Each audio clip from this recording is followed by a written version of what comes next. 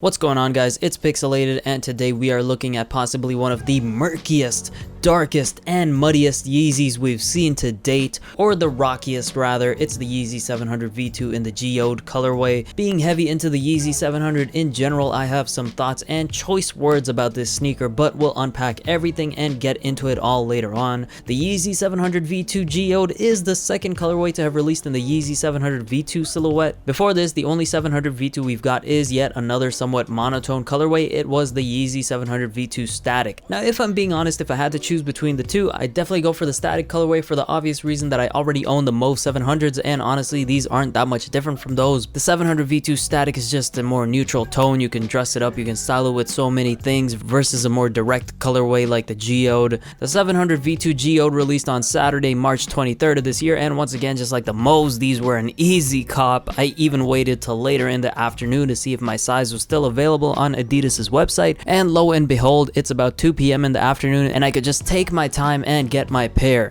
Does this mean demand on Yeezys have dropped, or are Adidas and Kanye still making good on the promise of giving everyone a chance to get a pair of Yeezys? Stay tuned to find out.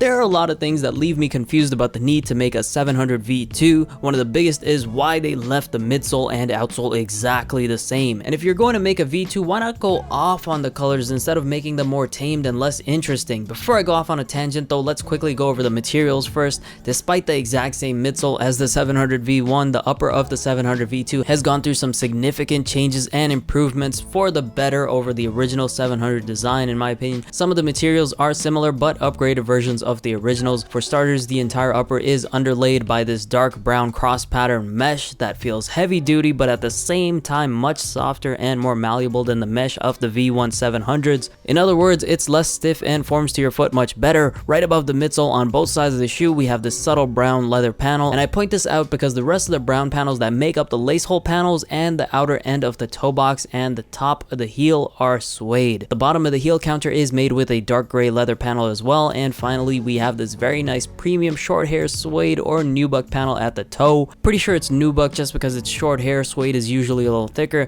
You can actually run your finger over it and see the change in shades. That tells you just how good quality this is. And my favorite detail of the entire shoe is these messy looking 3 stripes going along the sides of the shoe, intentionally designed to look messy and not uniform. So some of you out there are probably not even aware of the fact that these are 3 stripes. They're done in this light chocolate milk shade but are actually 3M, so your flash photos can literally look lit. And of course, this 3M is underlaid under the heel counter as well as right above the little toe box panel at the front too, so it's all over the shoe. Then we have these rocky tone speckle laces that are ingrained with 3M as well. These laces don't feel as ropey as the original 700 laces, and to be honest, I'm not as much of a fan of this lacing system as I am of the one on the original 700s for multiple reasons. We'll get into that in another video. Now, when it comes to the tongue of the shoe, the original 700 Wave Runners didn't have them secured in any way, so the tongue would slide around everywhere pretty much. But with the 700 Mauves and all the 700s that came after that, Adidas started connecting the tongue with elasticized bands on the inside of the shoe to keep the tongue straight and in front of the shoe. With the 700 V2s, the tongue is pretty much stitched onto the top of the shoe, so there's no movement whatsoever and no elastic bands either. I can't decide whether I'm a fan of this yet or the elastic bands, because the elastic bands just felt a little cooler, being able to at least still pull the tongue up and down a little bit. I do enjoy not having to readjust and pulling the tongue back into place after sliding my foot in the shoe though, so there's that benefit of having it stitched to the top, because even when you have the elasticized bands and the tongue doesn't move that much, it still slides down a little once you shove your foot in the shoe, so you still have to pull it up if it feels a little uncomfortable. Now there's a real upgrade here which they've only started implementing since the release of the Salt 700s as far as I know, and that is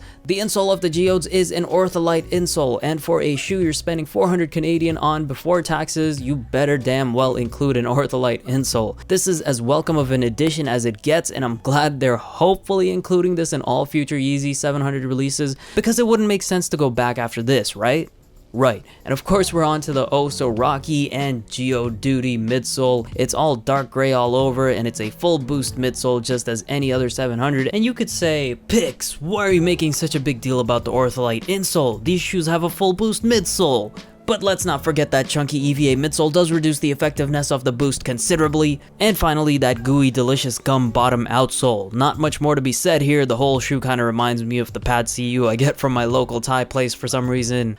Okay, stomach, that's enough. As for sizing, I went with my true to size 10, and it fits me great. The mesh that the shoe is made of is super comfortable and molds to your foot, and unlike the OG 700s, I didn't have to break these in. They fit me great right off the bat. When it comes to comfort, these shoes really take the cake. But before we get into that, feel free to follow me on Insta for all that fiery sneaker content, giveaways, and be the first to know what I'm up to. So go ahead and follow me at Picsoleated, that's at Picsoleated on Insta. Alright, so most chunky midsole dad shoes aren't really meant to be comfortable. They're more of a bold statement piece, but the 700 bucks that trend and has been a relatively comfortable shoe. On top of that, the 700 V2 takes it to another level with an even more comfortable upper and less breaking in required, while the stitched in tongue allows you to slide your foot in easy with no trouble, and the combination of the full boost midsole and the newly added ortholite insole will ensure your foot is never feeling the fatigue of being on your feet too long. If I was to pick a shoe that's peak fusion of fashion and comfort, this is the one. So this seems like a great shoe, right?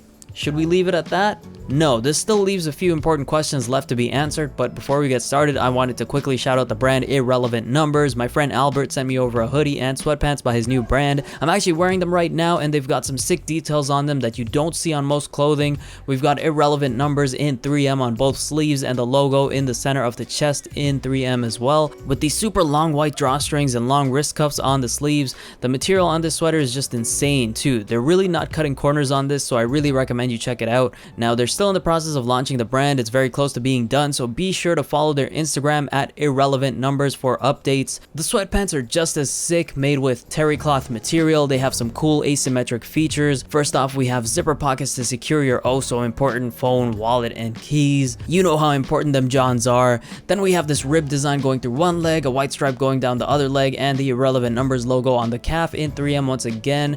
They're really putting out some quality gear, guys, and they're not paying me to say this. I just wanted to shout out their product because I really like it. And now back to the matter at hand. We've got some important questions to answer, so let's start with the first one. Now, as you can see, there are quite a few differences between the overall 700 V2 silhouette versus the OG 700, so why leave the midsole and outsole the same? I guess unless Kanye truly comes out and tells us, we won't ever really know for sure, but my guess is that he liked the original midsole so much he didn't feel the need to change it. Now, to be fair, the 700 V2 midsole does seem like they indented the indents a little bit more, so the design is a little more defined, but other than that, the design is pretty much left untouched. In my opinion, the original 700 midsole is such an integral part of the 700 success. Don't lie, for those of you that love the Wave Runner at first glance, it was mainly because of that giant chunk of pale EVA with those cute little orange hits. Most of us didn't even know there was boost in the actual shoe until we saw it in person and saw the little boost windows at the bottom. Now, moving on to our next, more pressing question. Why did the Yeezy 700 V2 Geode fail to sell out once again, just like the Mauve 700s? Is it because the shoe is deemed not worthy by the gods? Is it just ugly? Or are Adidas and Kanye well aware of the demand but are still making good on Kanye's promise of allowing everyone to own a pair of Yeezys? It could really be all of them. The Yeezy 700 V2 is a great shoe in my opinion that suffers from a hurdle I don't think is going to change anytime soon. It's the shoe's ever so high retail price. That $300 USD and $400 Canadian retail price is a painful pill to swallow for even the biggest sneakerheads, and you might be thinking, how could that be? Plenty of sneakers go for far more than that in the aftermarket, and sneakerheads are willing to buy at those ridiculously inflated prices no problem. Well, if you're asking that, you kind of answer your own question, because the real issue here is that this isn't the aftermarket, it's the retail market. You go into the aftermarket with a completely different mentality than you do into the retail market. When you're spending pseudo resale prices in the retail market, it kind of feels like you're getting cheated on by the retailer, whereas in the resale market, you already know you're not buying the sneaker at retail, and so you have to accept those circumstances that are being dealt to you because you took that retail L. Let's put it this way, you kind of have a choice in the resale market. You can choose not to pay that resale price on a shoe if it's too high if you took that retail L, whereas with a high retail, it feels like you don't have a choice, because even if you took the retail W, your wallet's still taking that L because, you know, you didn't have a choice. Hopefully that makes sense. Let me know in the comments if it does, or if you have any thoughts on this. Now, there's another huge reason why they didn't sell out, and it's because these shoes look so ridiculously close to the Mauve 700s. It almost feels like Kanye and Adidas put no effort and are just making a go at an easy cash grab. I even put my Mauves right next to the Geodes, and I have to agree, it makes virtually no sense to own both pairs. even though technically I own both pairs right now. To a certain degree, I like my mauves better because of the green hits on the midsole. If you look close enough on the Geodes, the little ovals do have the slightest hit of navy on them, and honestly, I wouldn't have even noticed. I had to go back and rewrite the script after uploading the footage I recorded and watching it.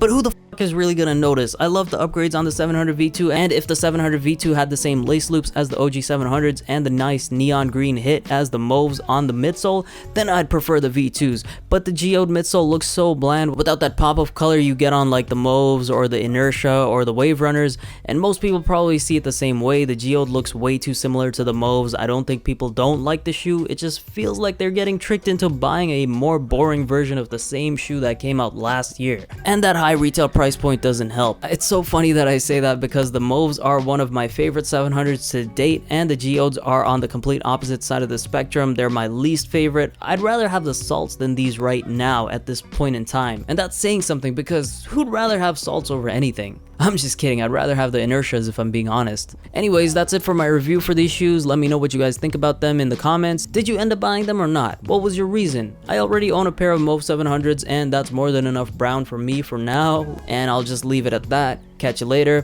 Picsoleated chooses Geodude.